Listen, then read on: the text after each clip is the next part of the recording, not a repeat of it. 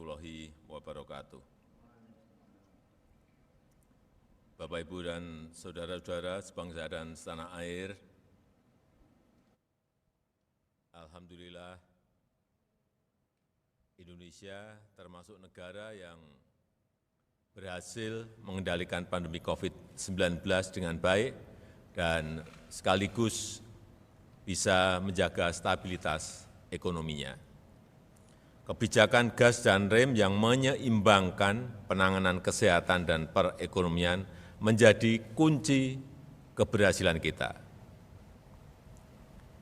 Kalau kita lihat dalam beberapa bulan terakhir, pandemi COVID-19 semakin terkendali.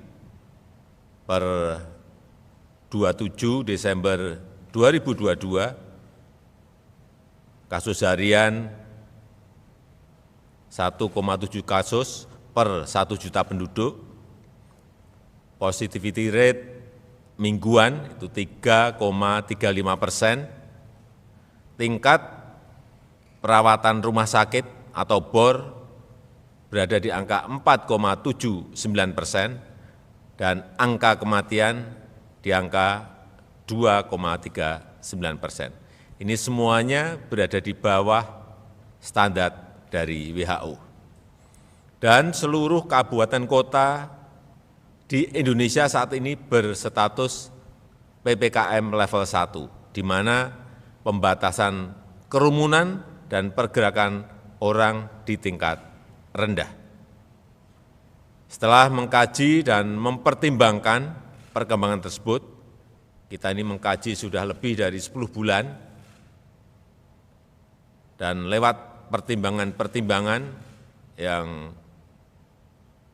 berdasarkan angka-angka yang ada, maka pada hari ini pemerintah memutuskan untuk mencabut PPKM yang tertuang dalam Instruksi Mendagri nomor 50 dan 51 tahun 2022. Jadi tidak ada lagi pembatasan kerumunan dan pergerakan masyarakat. Namun demikian, saya minta kepada seluruh masyarakat dan komponen bangsa untuk tetap hati-hati dan waspada. Pertama, masyarakat harus meningkatkan kesadaran dan kewaspadaan dalam menghadapi risiko COVID. Pemakaian masker di keramaian dan ruang tertutup harus tetap dilanjutkan.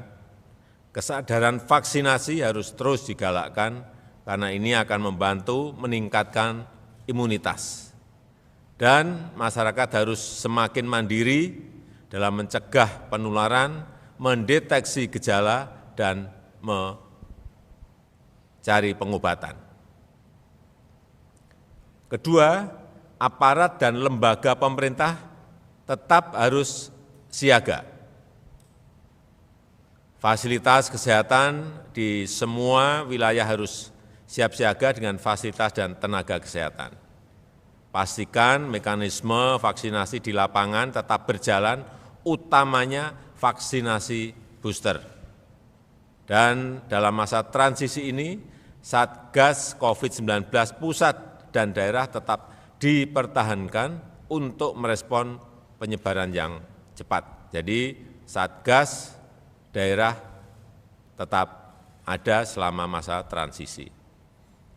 Bapak, Ibu, dan saudara-saudara sebangsa dan setanah air, walaupun PPKM dicabut, ini juga perlu saya sampaikan, jangan sampai ada kekhawatiran. Walaupun PPKM dicabut, bansos akan tetap dilanjutkan. Bansos selama PPKM akan dilanjutkan di tahun 2023, bantuan vitamin dan obat-obatan akan tetap tersedia di vaskes yang ditunjuk, dan beberapa insentif pajak dan lain-lain juga akan terus dilanjutkan. Saya rasa itu yang ingin saya sampaikan. Semoga Tuhan Yang Maha Kuasa senantiasa meridhoi segala ikhtiar bangsa Indonesia untuk mencapai Indonesia maju. Terima kasih. Wassalamualaikum warahmatullahi wabarakatuh. Dan mungkin perlu sedikit saya tambahkan bahwa Indonesia ini termasuk satu dari 4 negara G20 yang dalam 10 bulan, 11 bulan berturut-turut tidak mengalami gelombang pandemi. Kita ingat saat puncak Delta, kita berada di angka 56.000, dan di Juli 2021 dan di Februari 2022 kita mengalami lagi puncak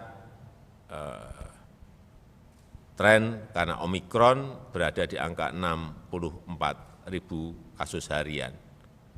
Saya kira data-data ini perlu kita sampaikan.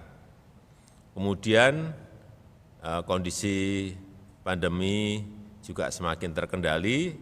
Kalau kita lihat kemarin kasus harian pada 29 Desember hanya 685, kemudian angka kematian di 2,39%, bornya juga berada di 4,79%. ICU harian di 297.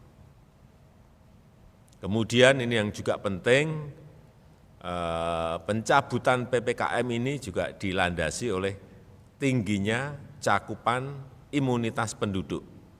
Jadi dari Sero Survei, ini kalau kita lihat angkanya, di Desember 2021 itu berada di 87,8%, 87,8%, di Juli 2022 ini berada di angka 98,5%. Artinya kekebalan kita ini secara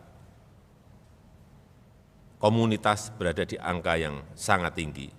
Dan jumlah vaksinasi sampai hari ini berada di angka 448.525.478 dosis.